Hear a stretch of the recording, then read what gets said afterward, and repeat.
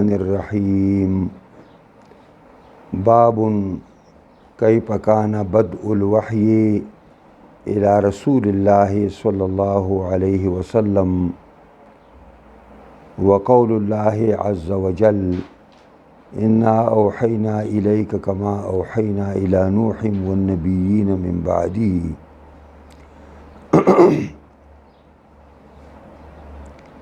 دا عام طور سره د مصنفینو دا عادت ته چې کله د خپل کتاب ابتدا او شروع کوي نو هغه روایاتو کې دا هم راغلي دي چې کلو امر ذی بال لم یبدأ ببسم الله او دام راغلی به الحمدلله او دام راغلی به ذکر الله. دا مسلم کې ورسره به ذکر الله ټکی اومشته. نو دا یو سوال پیدا کیږي چې امام بخاری رحمت الله علیه خو هغه طریقه نه ده کړې، دلته خو حمد نه دی ویلې، نو داغي ګڼ جوابونه خلکو کړي. یو دام دی چې دغه حدیث د حمد دا په شرط د بخاری برابر نه و، ځکه نه دی ویل. او یو ډېر جامع جواب دا دی چې د ټولو احادیثو مطلب دا دی چې په هر امر زیبال په ابتدا کې تبا دا کوشش کې چې هر هغه لفظ اوه چې د هغې نه اظهار د صفاتو کمالیه او د الله معلومیږي، نو دا اظهار د صفاتو کمالیه او د الله څنګه چې د الحمدلله نه معلومیږي، دا د بسم الله نه هم معلومیږي او دا د ذکر الله نه هم معلومیږي. نو په دې روایت د مسلم کې چې راغلي چې دغه دا بذکر الله نو خلاصه شو. که تا بسم الله ویله هم دا په دې تا عمل وکړو، که الحمدلله دې وویله هم دې عمل وکړو، او که دواړه دې وویل نو هم عمل دې په دې باندې وکړو. بهرحال دا خو عامه خبره ده، تاسو طالبانو ته په هر کتاب کې وایي. امام بخاری رحمت الله علیه په دې خپل کتاب کې چې ترجمه البابونه ایښي دي نو د هغې شمیر 3916 ترجمه البابونه دي. نو پای کې بالکل لومبنی باب دا نن منګه انشاءالله د هغې وضاحت کو او د هغې بیان کو. نو باب کیف کان بدء الوحی الى رسول الله صلی الله علیه وسلم. باب ثابت ته په بیان د دې خبره کې چې په کم کیفیت باندې وا شروع د وحی رسول الله صلی الله علیه وسلم ته. او په دې ترجمه الباب کې دا قول د الله تعالی ذکر دی چې انا اوحینا الیک، یقینا منګه پیغمبره وحی کړی د تا ته، کما اوحینا الی نوح، لکه څنګه چې موږ وحی کړی د منګه نوح علیه السلام ته، او والنبیین من بعده، او غنو پیغمبرانو ته من بعده رستو د نوح علیه السلام. دا دې ترجمه وا. بابون کې بدل ته خبره کوو نو بیا به پې نه کوو. دا بابون دکی د اعراب په لحاظ سره یو خبره دا ده چې بابون منون به اوه او دا به خبر د مبتدا محذوفې کې او داسې به اوه چې هذا بابونو، دا باب دی، دا باب دی. یا با دا منون نه وی، بابو بوه او معباد ته به مضاف کې نو بل اضافت په وي نو به په هغه صورت کې تنوین نشته په دې باندې. او دریم دا دی چې دا عنوان د بحث دی نه لري محل اعراب. بس باب نو دا محل د اعراب نه لري ځکه چې دا مفرد دی او اعراب ترکیب غواړي. اعراب په مرکب کې راځي مفرداتو کې نه راځي. او دا بوابونو بیا هغه واو په الف بدل شوی نو بابون دی نثار شوی دی. د دې جمع ابواب هم راځي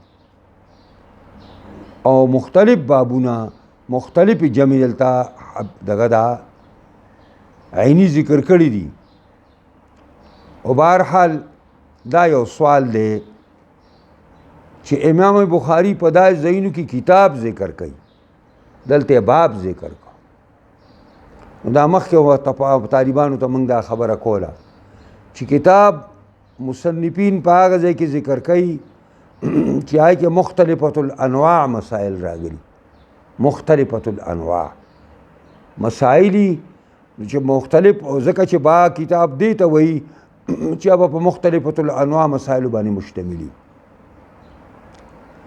او باب دی ته وایي چې دا مشتملی په غنو مسائلو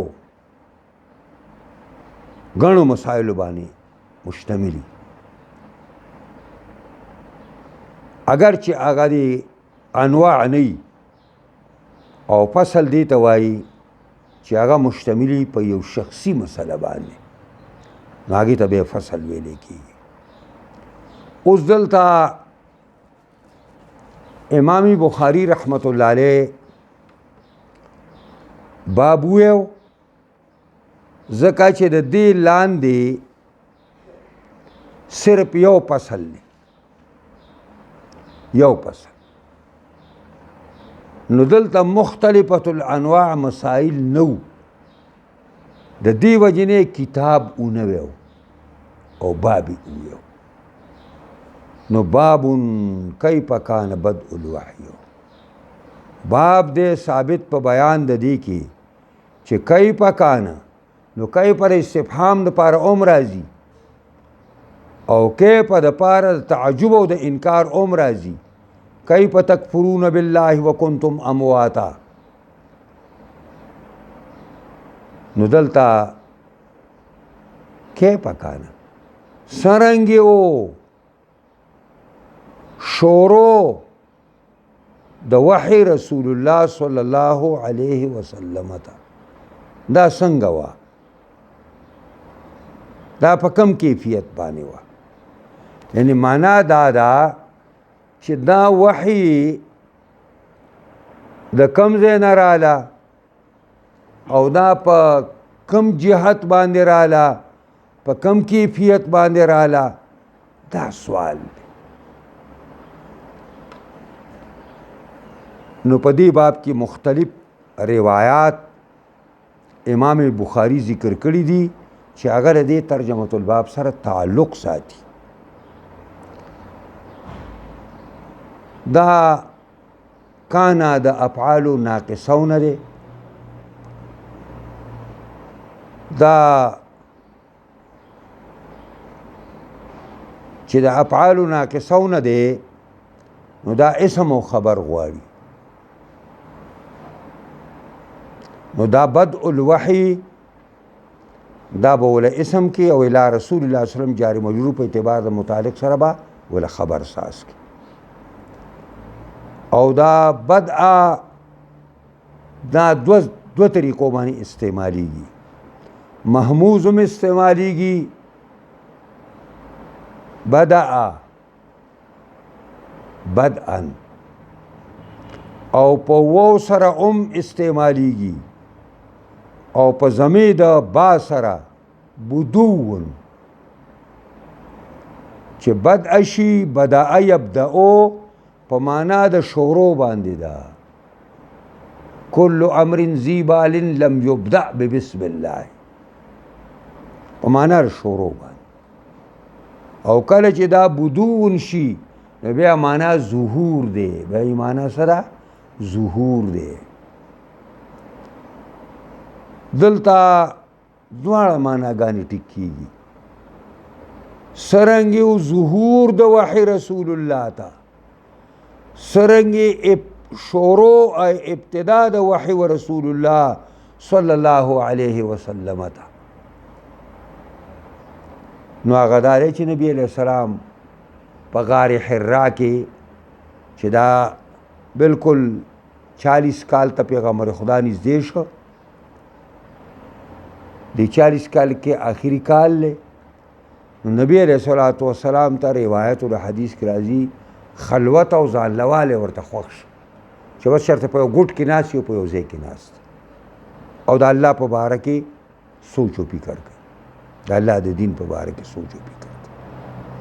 او په دې سلسله کې به نبی علیہ الصلوۃ والسلام غار حرا ته اومته او ځان د پارسان سره به اوبم واغستې. غار حرا د دې حرم شریف نه تقریبا په 3 کیلومتره کې دی.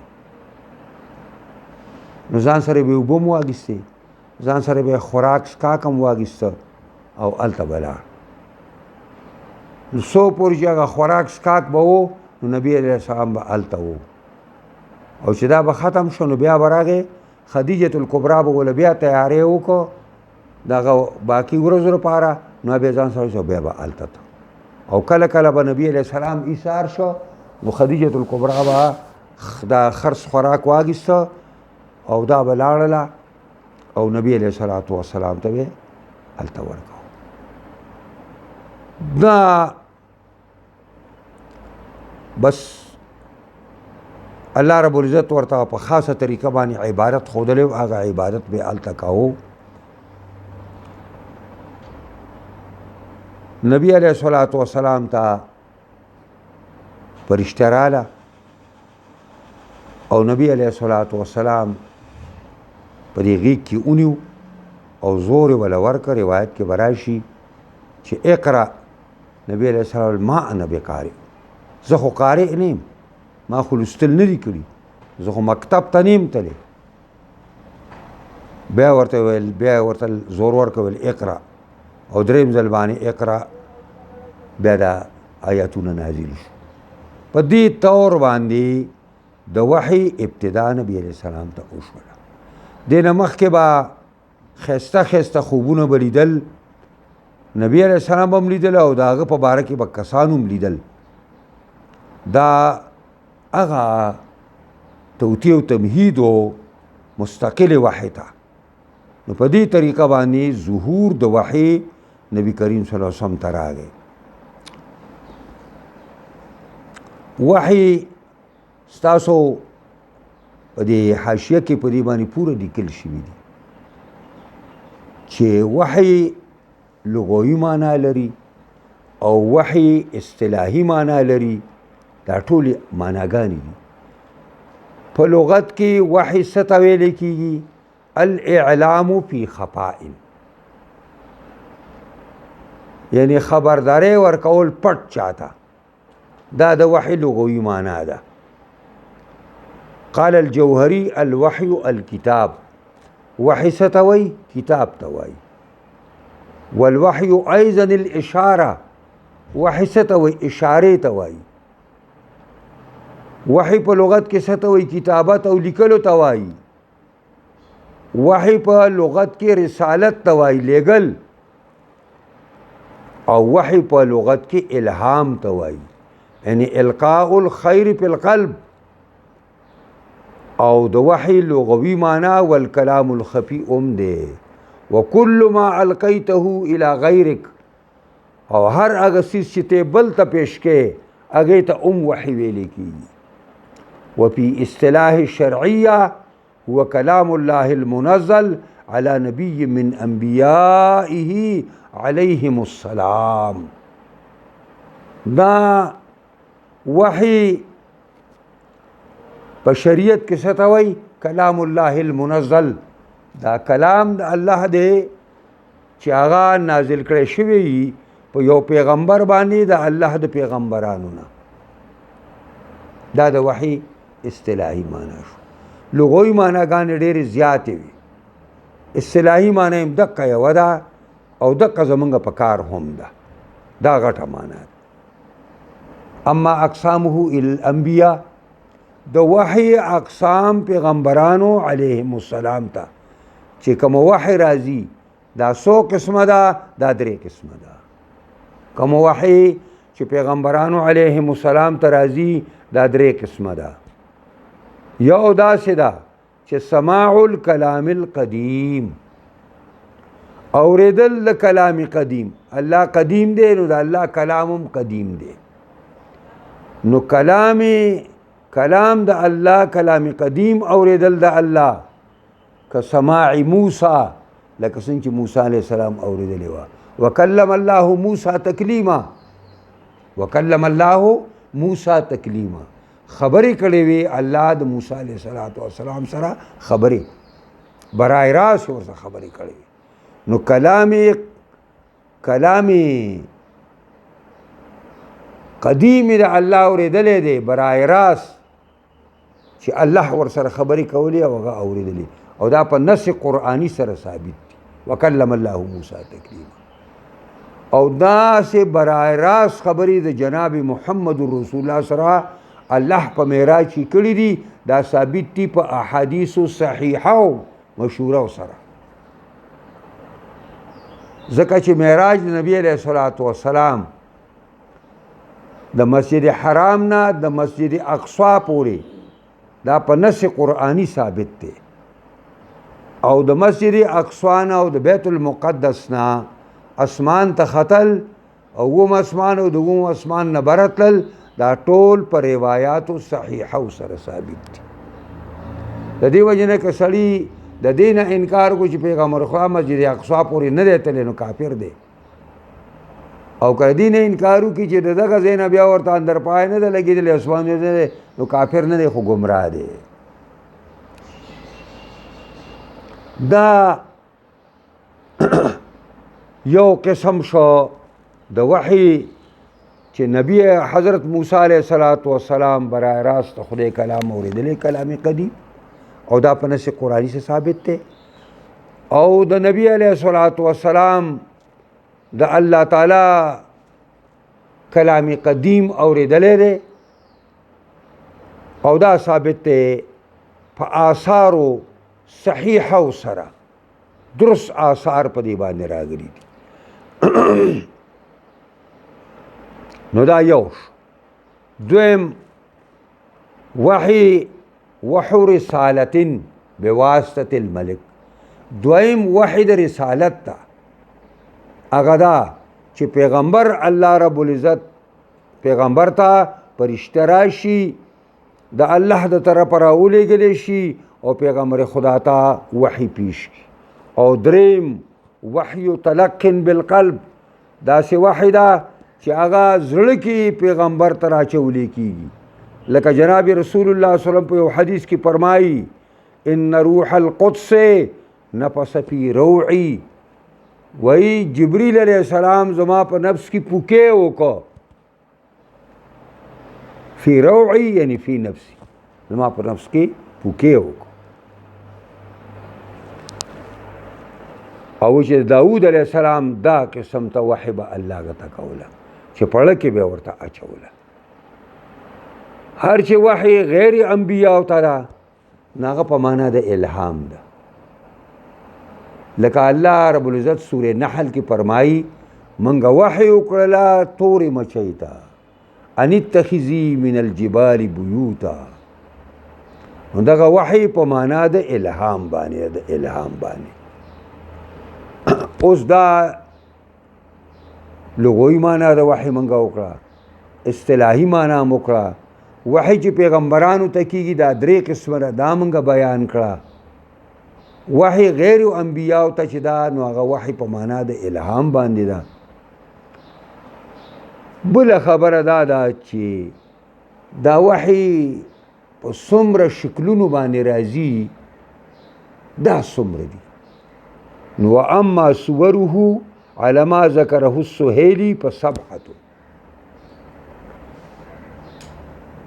د وحی شکل چې کوم دی د وحی شکل اشکال چې کوم دي او شکلونه او صورتونه چې کوم دي دا اووه دي یو په خوب کې دی خوب کې څنګه یو په خوب کې دی کما جاء فی الحدیث الآتی من عائشة دی باب کې بدء الوحی باب کې او موږ د عائشة ام المؤمنین یو حدیث ذکر کوو او هغه حدیث کې د منام ټکی راغلی دی د خوب او دویم دا دی چې هغه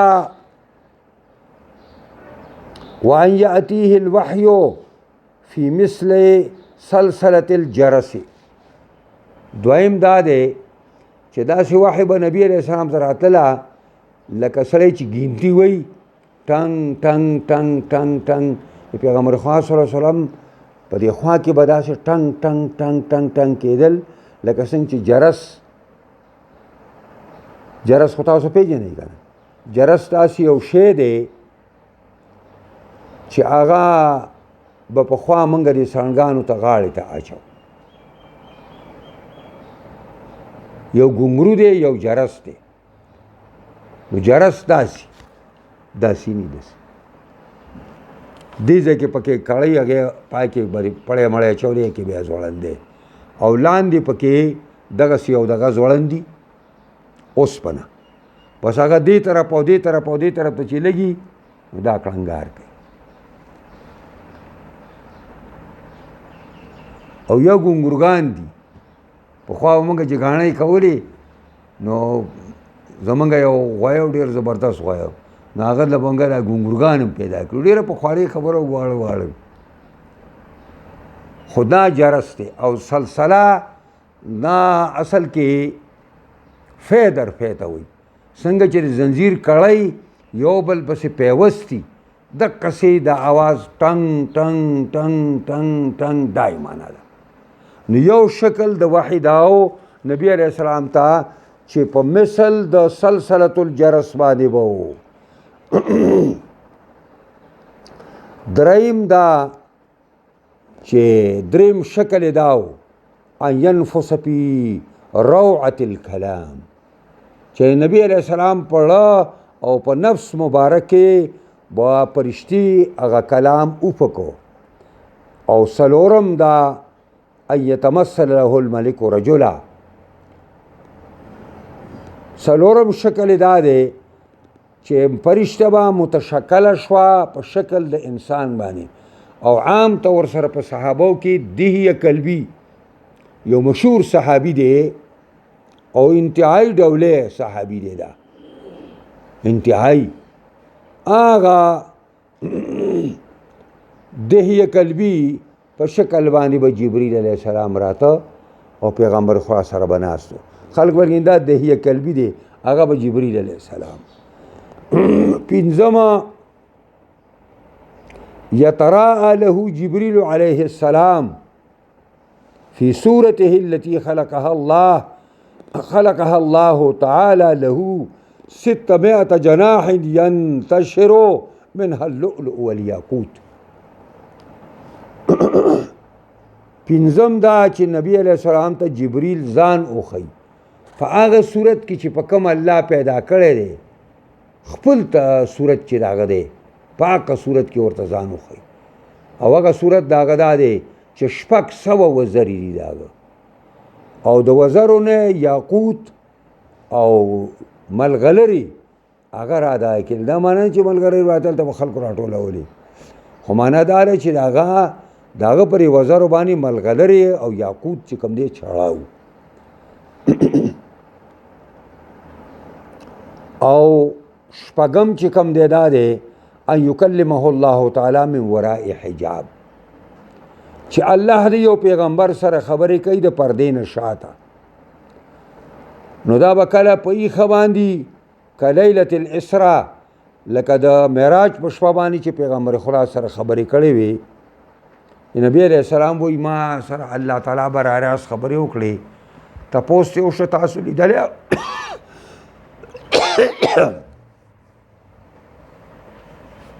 نو وی فرمایل نورانی انکه په اوراهو اخو یو نور دی ما به څنګه لیدلی وی او د دې باوجود چې څومره الله ته نږدې شوما نو زما او د الله په منځ کې 80,000 پردې بیا هم لګېدلې وي 80,000 پردې نو دې دا معنا ده لکه په لیلة الاسراء کې په ایښه باندې ځکه چې دا د تمامو صحابو اجماعي خبره ده چې رسول الله صلی الله علیه وسلم معراج ته په ایښه باندې تللی دی صرف عائشہ ام المؤمنین او حضرت معاویه په صحابو کې داسې دي چې دا پیغمبر خو په خوب کې تللی خو جمهور صحابو چې نه په ایښه باندې معراج شوی دی په خوب کې نه شوی که په خوب کې خبره وی نو مشرکانو ور پیغمبر خدا خبره نه رد کولی پیږي پرې باندې دا به نه رد کولی خدا په ایښه باندې او کله کله دا په خوب کې وي دا وحی دا په خوب کې راځي کما جاء فی الترمذی مرفوعا په ترمذی کې په طریقه د رفع سره یو حدیث راغلی دی چې اتانی ربی فی احسن صورت راغه ما ته زما رب په یو ډولی صورت کې فقال فيما يختصم الملأ الاعلى ما ته ویلي چې دا پورتنۍ جرګه په سشي کې جګړه کوي الحديث دا حدیث براش بری بخاری کې وحديث عائشه آتی او لکه کم حدیث عائشه اوس پر باب کې را روان دي چې ذکره په جاء الملك پای کې د الفاظ دي فقال اقرأ نظاهره ان ذلك كان يقظه او دارنګ دا په پرده کې راځي فآتانی وانا نائم ز ما تراغه یو راتلون کې زه په خوب کې وم دا هم پکې راغلی دا او ومه دا ده چې وحی د اسرافیل علیه السلام لکه دا د امام شعبی نه ذکر دی چې ابتدایي د وحی په ابتدا کې او د نبوت په ابتدا کې اسرافیل علیه السلام الله په پیغمبر خدا مقرر کړو 3 کاله به هغه کله کله راته وحی به پیغمبر خدا ته پیش کوله او دا 3 کال نه بعد بیا دا منصب او ډیوټي حضرت جبریل ته حواله شوه نو باقی 60 کال بیا نبی علیہ الصلوۃ والسلام تبا جبریل علیہ السلام وحی راوړله بهرحال دا د وحی خبره ما کوله دلته د وحی نه مراد اغا وحی منزله رسول الله صلی الله علیه وسلم ته یعنی قرآن ته مراد دی خو وحی 2 قسمه ده یو وحی متلو ده دا قرآن دی او یو وحی غیر متلو ده دا احادیث د پیغمبر خدا صلی الله علیه وسلم نو متلو معنا دا ده چې پاګي منځ کیږي کته په مانځه کې وینو منځ پی کیږي اوس کته د بخاری دا ډېر عزتمن حدیثونه دي او کته د دې په ځای باندې فاتحه په ځای باندې پکې سو دغه دا یو حدیث وي منځ نه کیږي ما غیر مطلوب دي په مانځه کې نه تلاوت کیږي دا ایمان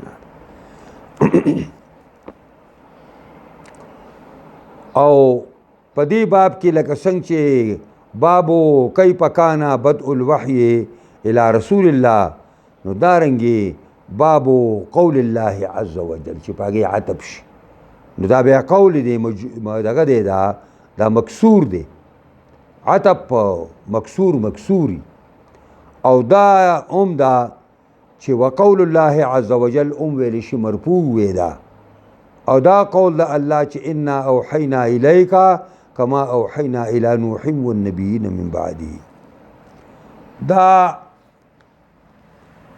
د امام بخاری رحمه الله په خپل کتاب کې دا یو عادت دی چې د قرآن آیاتونه په ترجمه البابونو کې ذکر کوي. ترجمه البابونو کې دام د امام بخاری عادت ته چې د یو باب یو ترجمه الباب کی دي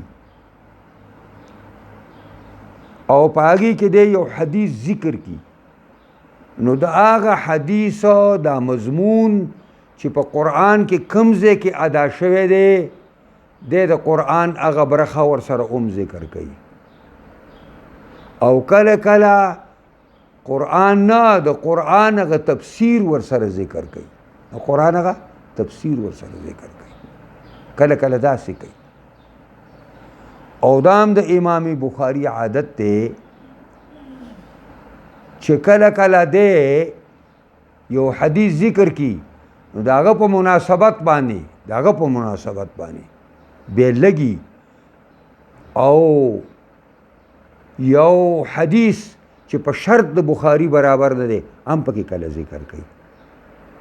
یو حدیث ته په شرط د بخاری برابر نه دی هغه هم په دای کې ذکر کوي. او کله کله د صحابه او آثار او د تابعینو د صحابه او د شاګردانو آثار هم ذکر کوي کله کله ده. او عام طور سره د امام بخاری دام عادت ته چې د ترجمه الباب کی دي نو بشمار آیاتونه پکې ذکر کوي، بشمار دا آیاتونه ذکر کوي. او کله کله داسې وکړي چې صرف په آیاتونو باندې اکتفا وکړي، سره پکې حدیث ذکر نه کړي. او کله کله امام بخاری صرف چې کوم دی دا ترجمه الباب کی دي او نه پکې آیات ذکر کړي او نه پکې حدیث ذکر کړي. د هغې وجه دا وه چې دا ترجمه البابونه امام بخاری مخکې ایښي، ترجمه البابونه یې کېښودل او وروسته به بیا مطلب یې دا و چې بیا به زه د خپل ذخیرې د احادیثونه مناسب حدیثونه رالمه او په دې ترجمه البابونو کې بیا داسې ږدم ترجمه البابونو کې. نو دلته د هغه خپل عادت مطابق چې د روایات د حدیث د قرآن آیاتونه پیش کوي په ترجمه البابونو کې، د هغې عادت مطابق دلته د آیات ذکر کړی دی چې انا اوحینا الیک کما اوحینا الی نوح والنبیین من بعده. دا هغه عادت دی داسې. یا دا دلته تبرکن ذکر شوی دی، یا د دې مناسبت د ترجمه الباب سره شته دی، ځکه تپوس شوی چې کیف کان بدء الوحی او په دې آیات کې وحی ذکر شوی ده، په دې آیات کې وحی ذکر شوی ده. نو انا اوحینا الیک یقینا پیغمبره تا ته موږ وحی کړی ده. ځکه چې دې آیات د ذکر کولو نه مقصد د امام بخاری دلته دا دی چې بیان د سنت الله کوي، چې سنت د الله عادت د الله په انبیاو کې د وحی دی چې هر پیغمبر ته الله چې راغلی دی هر پیغمبر ته الله وحی کړی ده. د دې لپاره انا اوحینا الیک یقینا پیغمبره صلی الله علیه وسلم موږ وحی کړی ده تا ته. او دا نوی کار نه دی چې په تا باندې بوج ساز شي. کما اوحینا الی نوح لکه څنګه چې وحی کړی وه موږ نوح علیه السلام ته، او یوازې نوح ته نه والنبیین من بعده بشمار او پیغمبرانو کثیرو ته رستو د نوح علیه السلام نه. اوس دا سوال پیدا شو، سوال دا دی چې د دې څه وجه ده چې اول پیغمبر او اول مرسل خو حضرت آدم دی، بیا شیس دی، بیا چې کوم دی ادریس دی. نو اولنی پیغمبران خدا دی. دا نوح علیه السلام ولی دلته د تخصیص وشو. نو دې دپاره ګڼ جوابونه علامه عیني کړي دي، خو یو لنډه خبره دا ده چې دلته د نوح علیه السلام انتخاب الله ځکه کړی دی چې د